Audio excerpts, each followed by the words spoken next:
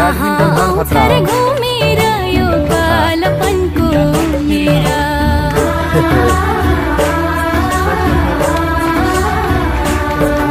दुईटै खुट्टाले खेलेको झन् दामी हुन्थ्यो। दुईटै खुट्टाले यो बालपनको मेरा आउँछ र घुमेर यो बालपनको घुमेर केही छैन चिन्ता केही छैन पीडा खुला आकाशको पन्छी जस्तै एकदम माहिर हुनुहुन्छ।